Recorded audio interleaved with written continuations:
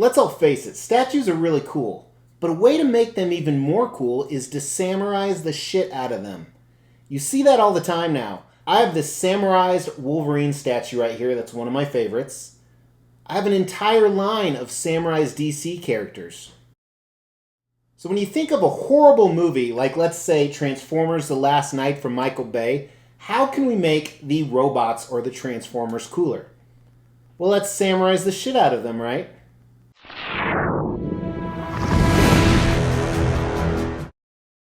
As the Extreme channel is pushing towards 50,000 subscribers, these are just a few of the statues we are giving away on the journey there. If you want to know how to win one, stay tuned for later in the video. Hey everybody, welcome to the Extreme channel, where today we are looking at a robot or a Transformer or Bayformer. So this is made by a company called Prime 1 Studios, no relation to Optimus Prime. Well, not really. And they are making an entire Transformers line. They make Generation 1 Transformer statues, they make Bayformer Transformer statues, and as I alluded to in the intro, this is from the 5th movie, and a god-awful movie at that. Oh, I said it. And you're probably wondering, why'd you spend $1,000 on a statue from a movie that you thought was god-awful? We'll get to that. But this is Drift. Drift is an interesting character. Now, in the original Generation 1 comics, he was actually a bad guy to start with. He was a Decepticon called Deadlock. Or was it Deadbolt? It was one of those two. And he actually saw the error in his ways, so he moved over to the Autobot side. Now, in the Bayformer movies, we actually saw him in 2 movies. Number 4, which I can't remember the name of it because it wasn't very good either, and number 5, The Last Knight. And I just remember the name of that because it was on the box. And we're going to do an extreme review on this piece, but before we do that, a little bit more about Drift. So as you can tell, Drift has some Japanese or samurai influence to him. He did in the Generation 1. He typically had an all-powerful sword, and he was a Japanese drifter car. Anyway, in the last 2 Transformers movies, we were introduced to Drift, who, as I said, is a samurai. He's very stealthy, very ninja-like. I forget what kind of vehicle he was in the 4th movie. He was actually a dual transformer. He could transform into 2 different things. Obviously not at the same time, and he always had to go back into his robot form. He couldn't transform from one to the other. But he initially was a car. I know in the 5th movie, he was actually a Mercedes. And his other vehicle that he could transform into was not a true helicopter, but it was helicopter-like with his car parts. Now, I don't believe he actually transformed into the helicopter in the 5th movie. And I don't care to watch it anytime soon to find out if that's true. So go ahead and comment below if he did transform into the helicopter in the 5th movie. Honestly, he's just cool as shit because he's a samurai. Now, another noticeable difference, we'll talk more about this in design, is he was different colors in the different movies, but otherwise the design stayed pretty much the same. So let's kick off the review talking about that. Now, this one's very different than a lot of the other Bayformer statues, so we're going to talk about that. But if you want to check some of those out, check out this playlist right here. You can actually find a whole bunch of Prime 1 Studios Transformer statues, as well as other awesome statues as well. Now with these, what I love about this piece is they actually switched up the base a little bit, but made sure it matched the rest of the line. If you recall my previous reviews, I think the bases were boring as hell. They added some color into this, which is fantastic, not only around the sides, and we'll do some close-up video with paint and sculpt, but on the top, he's kind of sitting on almost looks like a gear or a wheel, and you see some of those on him. So I like that they themed the base a little bit. Still has the giant Autobot symbol in the front. As you move up, your typical Transformer, so you see a lot of the car parts, but he looks humanoid or robotic. And this guy's pretty sharp. There's not a lot of Bayformer statues out there that have these bright, bold colors. I do have their Sentinel Prime on order, who's been stuck at the port for months. But I love the design of these because they look like what Transformers would look like in real life. You can tell there's real mechanisms mixed in with all the robotic parts. And again, this one has kind of that samurai Japanese influence of the armor on it, which I think looks fantastic. In this particular display model, he's kind of cracking his knuckles saying, hey, come get me. And there's some design flaws with this because there's some switch out stuff we'll talk about in design. But right now, just for concept, I love that you can see the robotic parts of him. I love that you can see parts of the vehicle. I love that they also combine some of that samurai type armor and samurai type look all over his body, not just in his portrait, which he only does have one portrait, and the expression's a little bit boring to me. But I like that they're doing a little bit of a change up here, and I like that the switch-out options we're going to look like have a little bit of motion to them, which typically the Prime 1 Studios Bayformer statues have not had in the past, although they recently did reveal a new Optimus Prime that's very dynamic that I won't be getting. So concept on this one, Because of the switch outs, because of the samurai, because of the switched up base, I'm going to bump it to a 4 out of 5, where typically these are much lower because they're kind of boring. Now, design on this, I think there's a lot of failures here. But before we dive into those, let's look at the unboxing and assembly of this, which wasn't easy. It was nice that it finally came in one box, where Transformers are usually 2 to 4. The art box was pretty neat. I actually had to tear it apart, though, because it was stuck inside of it. There were 2 different layers. Here's the first layer with everything with wax paper on it, and then the wax paper removed. So like usual, tons and tons of pieces. The second layer had the base and a few of the bigger parts here. Thankfully, nothing was broken. Everything came packed great.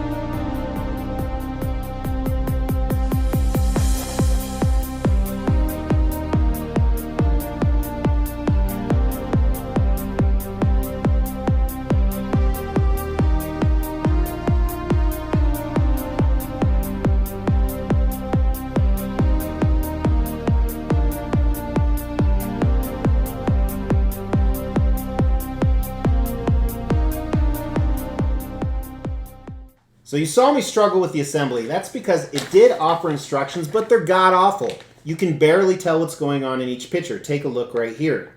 So honestly, you may see some parts in here that are facing the wrong way, but it works for me. Alright, now one thing you saw me earlier, he's not fully going down on the peg, which seems to be a common problem with a lot of these statues right here.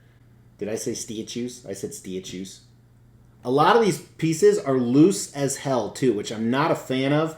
I mean, I understand having them a little bit loose so assembly is a little bit easier and you don't have to worry about parts getting stuck or broke, but it's a little bit too loose. I'm almost afraid they'll fall off during the review. Now, before we look at the switch out options and talk about a few other design flaws, I'm going to measure it.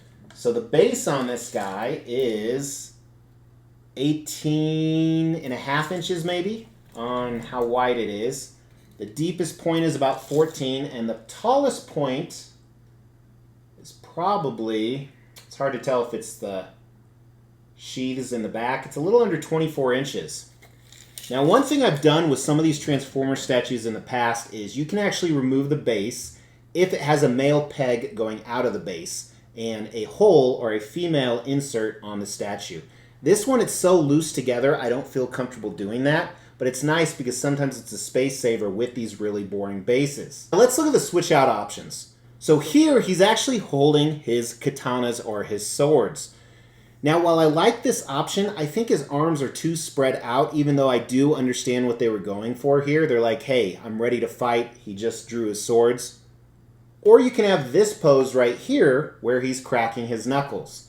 Now, a huge disadvantage, I think, of this pose is where are his swords? Typically, he keeps one actually kind of inside of him, and then the other one on a sheath in the back. And you don't have the option to put the swords in the back. So I think that's a big miss in my opinion. So really, I think a lot of design issues here. And unfortunately, I think the design's a 2 out of 5 because it's not going together really well. The assembly sucked. Little things like adding a hilt in the back would have made this even much cooler. I've been worried some of these are going to fall off. There's only one portrait. There's no light up features. So I think they definitely missed on design. Paint and sculpt is pretty good, actually. It usually is on these pieces. Now, before we dive into that, when I look at the paint and sculpt, I'm just looking at it, is it good? Some people, this just isn't their flavor. They didn't like the movies. They don't like these concepts of Transformers.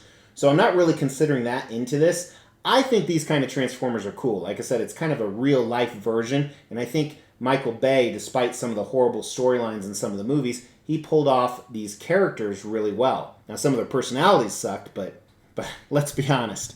We all know someone with a bad personality. Now, before we dive into this guy, I do want to look at his switch out, his sword here specifically.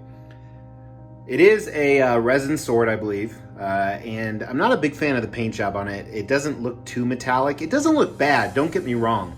And depending on the way the light's reflecting on it, I like the design of it, but, and I understand that metal swords, from a design standpoint, wouldn't work because it would pull the arms down too much. But there is a little bit of a plastic feel to it. Otherwise, some cool serrated edges at the bottom here. I like the little hole in the middle, and I don't know how screen accurate this is because, like I said, I haven't watched the movie for quite a while. But let's dive into the base here. So the differences that you see compared to the other ones is a lot of the color. Typically, they have these corners where they're outlined in a specific color. The red is nice because it contrasts off the red on him. But I like what they did with kind of the piping down here, added those copper and golds. And even this gold circuitry on the side, it's a nice mix-up of the base, so they're not as boring. So I think if this is the way they're going moving forward, it would look really good, especially when the top of him is so vibrant and colorful. The design looks good. A little bit of a plastic feel down there, but not too bad. There's some speckled black throughout the base. And then this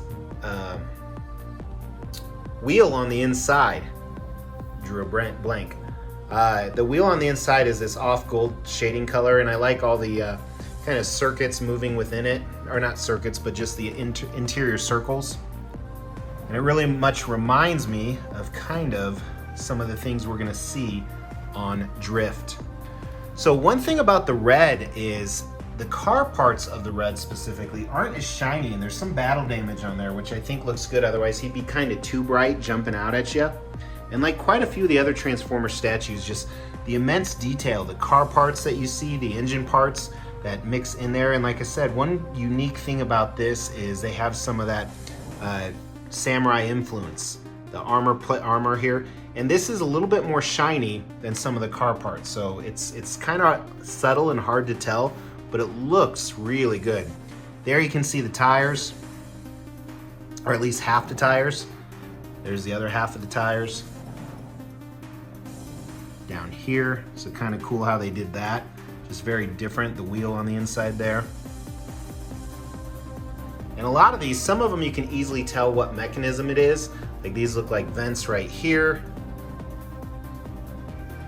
Here's kind of the helicopter blades, if you will, up on top. Some more exhaust vents, I believe that is. Those look like they may be lights. Some more engine parts right there. So much details goes into these, and it's just nuts. And I really like how they did that. You'll see more speckled black on the silver parts, the robotic parts. And you could really look at this and just find new things forever. And I often comment that on these statues. And it's kind of hard to describe what's going on. You see the front grille with the Autobot symbol right there. That's kind of neat. And not only on his legs here does he have that plated armor, but up here on his shoulder pads going down his arms. Some of the engine pieces on his arm, and then even the way they made his fingers. Obviously very robotic, because that's what a Transformer would do. But really with this guy, the samurai helmet and portrait is what to look at. Now I love the helmet. It reminds me of the XM Studios Shogun Batman. It's a nice addition. The portrait inside I'm not a fan of, and I think it's more the colors, because you can't really see the individual layering, and it's kind of hard to make out the portrait. It's not as noticeable as the other ones, and it's hilarious. Even the beard they have down here, I don't know what that's made of, but it's almost like little metallic cables. Now the copper tone they used is different from I would almost call gold tones that you see everywhere else in the statue, and I like around the neck. But his expression, just very interesting. Let's just leave it at that. So I think that's really probably one of the big misses, but otherwise the design and the detail of the paint and the sculpt and all the different circuitry and how they mixed up the base is really, really nice on this piece. All right, so sculpt. I love the intricate detail everywhere. I think they upped it with the base, even though there's some little childish, or I don't want to say childish, some of the mediocre parts I want to say, but I love the armor. I think the sculpt's a 4 out of 5 with the exception of the portrait on this. I'm really liking this one. And the colors, I don't know if it's the choice of colors, but it really pops. And like I said, they went into some extra detail. So I think that is also a 4 out of 5 on the paint.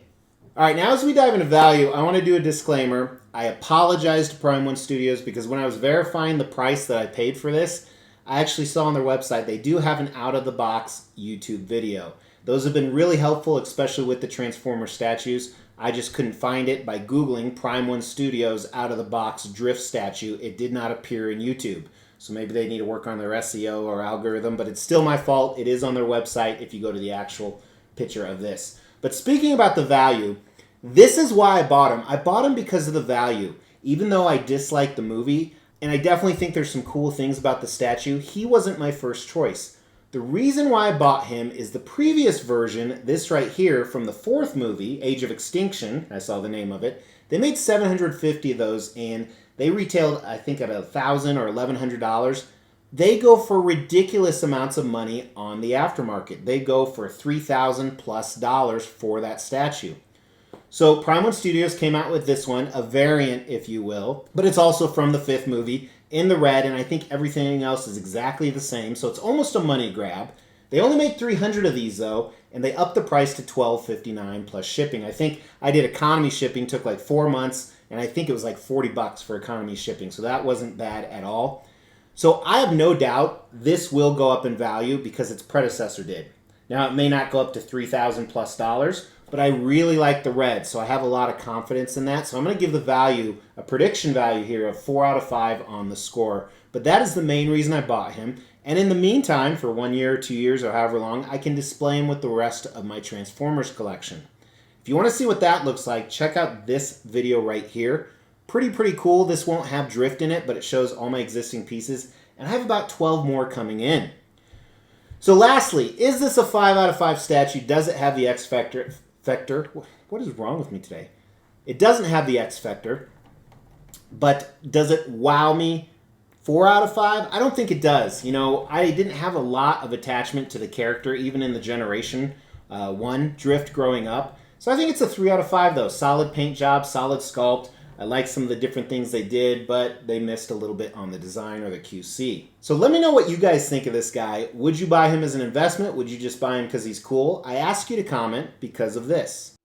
We will be giving all of these statues away, plus additional ones at every 5,000 subscriber milestone. To win one of these statues, all you have to do is make sure you've liked this video, you've subscribed to the channel, you've hit that bell notification, and then just drop a comment below.